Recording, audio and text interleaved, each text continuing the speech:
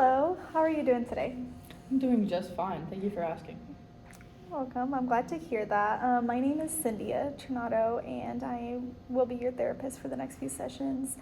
I kind of wanted to give a little overview of what we will be covering the next few sessions. The current session will be about 30 minutes long, working progressively towards possibly achieving a goal and maybe assigning homework and things like that. There are a few things that I need to cover prior to beginning. So I want to go over informed consent, ethical and agency policy. So as you know, everything that is said here will remain here.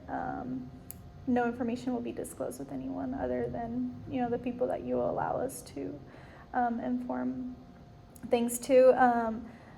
However, with that being said, if there's anything discussed that puts you or others in danger, then that would definitely have to be reported. But other than that, everything's just confidential.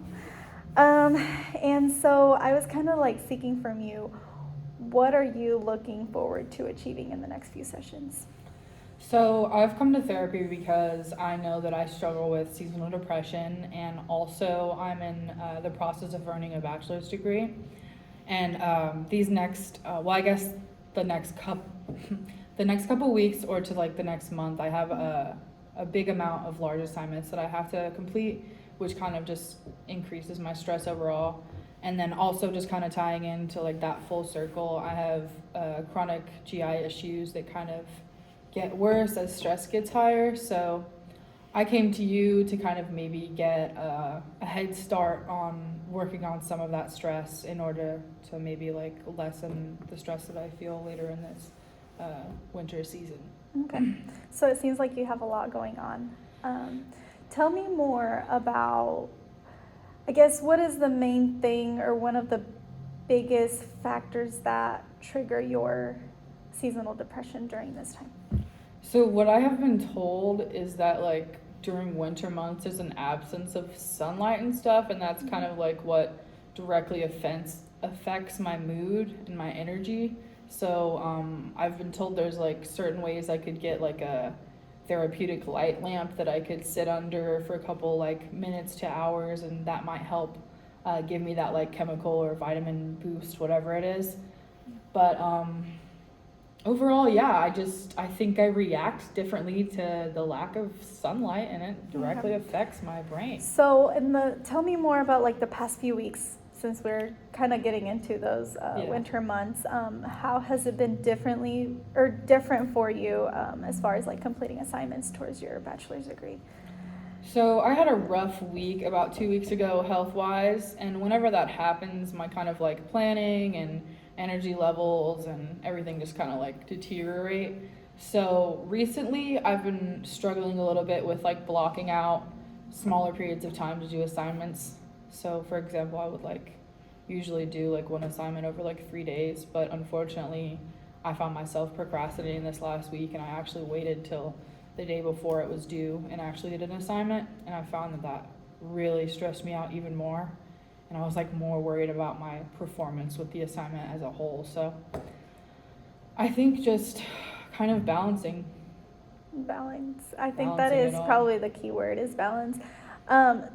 So I know there are probably things that you need to prepare for as far as like maybe medications and things like that, to kind of help with your like mood in general, and then overall health probably definitely affects your everyday mood and kind of like that stability to be able to focus on homework and things like that. So tell me more about like what your day looks like.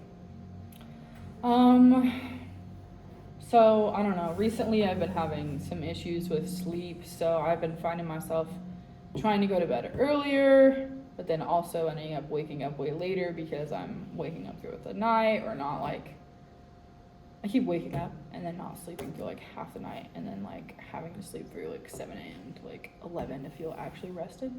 So that's been kind of affecting my daily routine. I would prefer to get up around like 9, but since I've been getting up at like 11, I still feel like groggy, tired, and it's hard for me to start my day. So usually if I have things I need to accomplish, I'll put on some coffee, get that going, take my medications for the day, and then start with whatever needs to be done first. And then after that's accomplished, usually from like 4 to 6, I'll plan and prepare a meal if I'm feeling up to it. Some days I don't. I have like frozen alternatives and stuff. But so after I do like the meal and all, I usually just try and relax from like 6 to 10 is usually like my self-care hours for just the evenings, because I don't know what it is. It's like I feel like I knot myself up all day, and then it's hard to kind of release and get ready to go to sleep. And I've been struggling with that a lot more recently. Okay. So, yeah. So mainly sleeping is messing up with your whole schedule. So, I think so. Have you tried any kind of sleeping medication? I have had sleep issues for my entire life that I have recently found out are connected to PTSD. Okay. So I have tried medications, non-addictive medications, and sort of addictive, unfortunately. So the non-addictive medications that I've tried would be like melatonin and then a couple other prescribed things from psychiatrists. I can't remember their names, but unfortunately I had some really adverse effects. So they didn't work for me and I couldn't continue using them. Okay. What about like alternatives, such as like a relaxing bath? I know it's been scientifically proven to like mess with our melatonin levels, like screen time. Yeah. So do you usually watch TV before trying to go to sleep, or how does your like night routine look like? I found that watching TV that is like stimulative, like things with like heavy dialogue or like a plot to follow, I can't really watch those and wind down. So at the end of the night, I'll put on actually something, basically no words, kind of like background calming music, and it's just watching this Chinese lady pick vegetables and fruit and then prepare the food for her family. And for some reason, like having that quietness and just something to focus on visually that's calming has helped a lot. So I'll watch like that, or I'll watch these quiet travel through Japan videos, which is just kind of like a guy walking through like in the rain. And I love the sound of rain. So I try to watch things that are specifically relaxing, not like stimulative. Okay. And do you typically watch this like on TV? Yeah. Okay. So a suggestion would be kind of, if you're able to kind of put it on your phone and kind of put it away from you, and that would kind of like still have your mind focused on it, Mm-hmm. and eventually put you to sleep, so that way you're not having that screen time. Yeah. I've also tried those blue light glasses, that are supposed to help with like headaches and Yeah.